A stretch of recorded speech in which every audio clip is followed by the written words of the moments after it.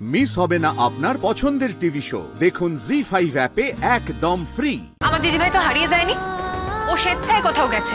ওর যখন মনে হবে খবর দেওয়া দরকার, ও ঠিক খবর দেবে। তবে ও আমাকে খবর দিলে আমি তোমাদের কাউকে জানাবো কিনা সেটা বলতে পারছি না। এতটা নিশ্চিন্ত হয়ে তুমি কি করে এই কথাটা বলতে পারছো? ভাই প্রচন্ড অভিমানী একটা মেয়ে, যদি ভুল করে কোনো কিছু করে বসে। না সরি, আমার দিদিভাই তোমাদের মতন কাওয়ার্ড নয়। ও আর যাই করুক সুইসাইড করবে না। ও আমাকে কথা দিয়েছে ও নিজের ক্ষতি করবে না। আর খবরদার আমার সামনে এই ধরনের কথা তোমরা মুখেও আনবে না। কেন বুঝতে চাইছো না তুমি স্রোত? আপনারাই বা কেন বুঝতে চাইছেন না? রায়ের মতন একটা রেসপন্সিবল মেয়ে এভাবে ফোন সুইচ অফ করে রেখেছে, এটা অস্বাভাবিক বলে মনে হচ্ছে না আপনাদের? ও জানে ওকে বাড়ি থেকে ফোন করা হবে, সকলে ওর জন্য চিন্তা করবে, তারপরও এভাবে ফোন সুইচ অফ করে রাখবে ও? আমি জানি না, আমার তো মাথা কাজ করছে না। ও হয়তো ওর জন্য চিন্তা করাই নকল লোকজনের থেকে দূরে থাকবে বলে ফোনটা সুইচ অফ করে রেখেছে। এই প্রত্যেকটা মানুষের আসল চেহারা তো ওর দেখা হয়ে গেছে। হ্যাঁ, আমার মনে হয় ওর বন্ধুদেরকে একবার জিজ্ঞেস করা উচিত, ফোন করা উচিত, যদি ওরা কিছু জানে। হ্যাঁ, আমার মনে হয় বিক্রম ঠিক বলছে। আমাকে প্লিজ আমাকে নাম্বারগুলো দিন, আমি একবার কল করে দেখছি। কেন অনিতা? আমার দিদিভাই যখন তোমাকে বিশ্বাস করাবার চেষ্টা করেছিল যে ও সেই দিন রাত্রিবেলা ওর বন্ধুদের সাথেই ছিল, ও তো বলেছিল তোমাকে ফোন করে দেখতে, ওদেরকে জিজ্ঞেস করতে। তখন তাদেরকে ফোন করতে তো তোমার মান সম্মানে লেগেছিল। এখন ফোন করতে চাইছো কেন? আর ফোন করে কি বা বলবে?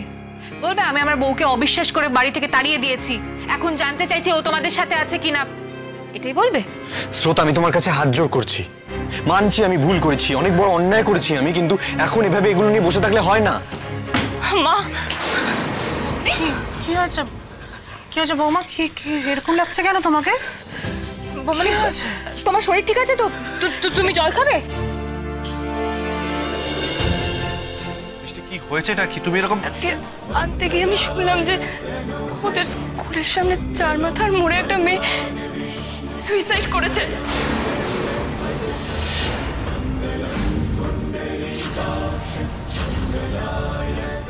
চলন্ত গাড়ির সামনে এসে ঝাঁপ দিয়ে দিয়েছে আর স্পটে। এটার পরিচয় এখনো জানা যায়নি।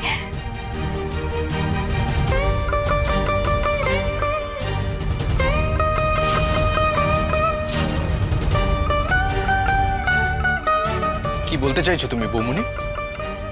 স্পিক আউট, বলো প্লিজ।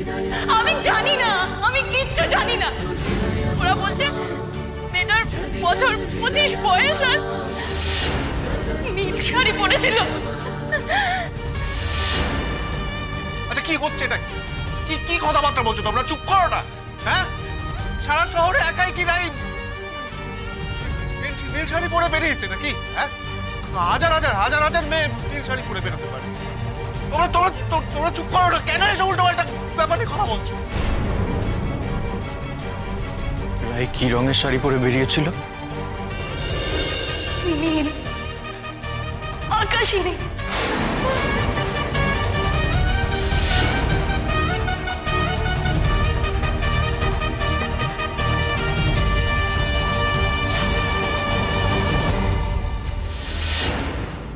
জি5 ডাউনলোড করুন আর সব এপিসোড দেখুন একদম ফ্রি।